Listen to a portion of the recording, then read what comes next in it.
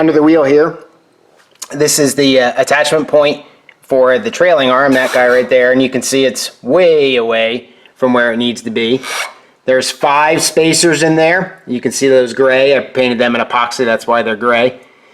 And that's the number that I had on the car when I took it apart. At least I was smart enough on that part to record and bag up where what went where. So I know that those number of spacers are correct. Nothing back here changed with the exception of rubber bushings or anything. So there's nothing that should lead me to believe that that spacing should have changed at all. So if I can't get it to line up, then I've got other problems in my opinion. If you look at the arm here where it connects to the spring, you can see how cocked that thing is taken back. So the whole thing is twisted, and I think some of it's the anchor point for the shock, and I think it's just twisted. These points are also not tight yet because that's one of the pivoting points that you don't tighten until the car is all ready to get some weight on it. I just hope that I haven't, since they've been sitting there for a couple years twisted like that, I just hope that I haven't compromised the bushings at all. I doubt it. So I did the other side already, but essentially what I'm going to do is have to rotate this entire wheel assembly kind of like this a little bit to get it to move that way, to get it to untwist and to push it forward. So I got the jack underneath of it to take some weight off of it, compress the spring a little bit, and get that done.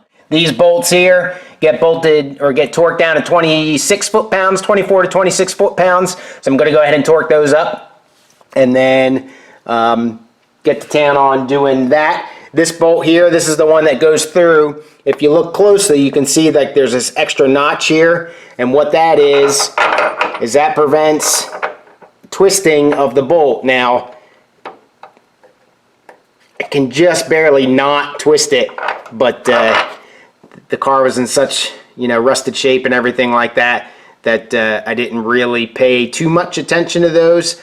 However, it is an eye-lock nut on the back, so that's kind of a primitive anti-loosening device there for vibration. But obviously it's important enough that they made a deal out of it. This also gets torqued down to 24 to 26 foot-pounds. So I'm going to go ahead and torque that real quick and then jack this thing up and beat the heck out of it, and I'll record some of it and see if I can't mute it out so I don't you don't hear me cussing. You can see now hopefully how much that the arms here have straightened up, so that's a wonderful thing.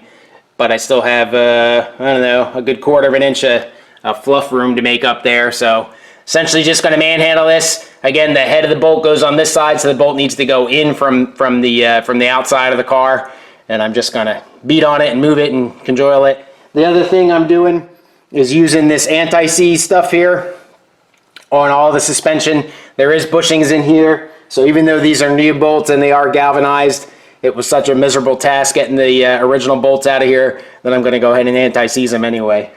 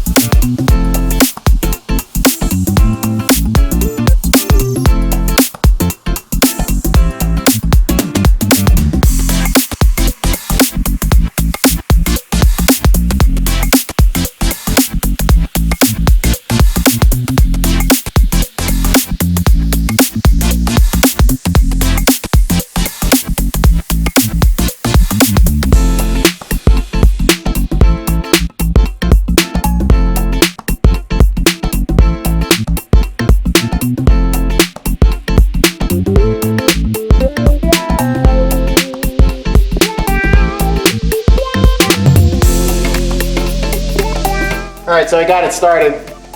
One of the other unfortunate things about this, there's no room in here at all to bang the hell out of this thing. Obviously you got to worry about my paint, and two, you just can't get anything in there and get any force on it. So that's why the drift comes in handy, because as I'm moving this and getting it centered up and trying to keep it centered in the hole, I'm pushing on the bolt at the same time, just trying to help me to wiggle it in there. Eventually though, get to the point where the drift doesn't fit in there anymore, and and you're not lined up. So you have to, that's when you have to kind of beat on it. Hope you get lucky.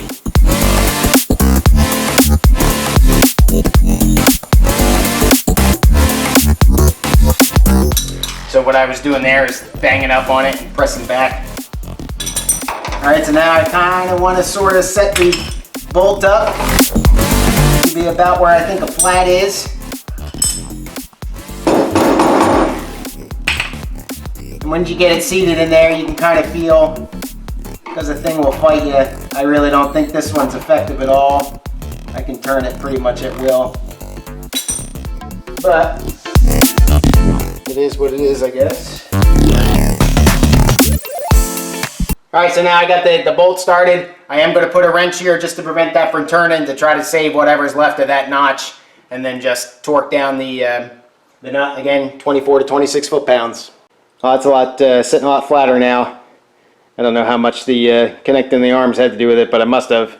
So I put it down on the stilts there, and then pressed down on the back a little bit. It sits a lot flatter, especially the look on this side. So that's cool. I don't know why that's so important for me, but that's an important thing for me. So I think that's about it.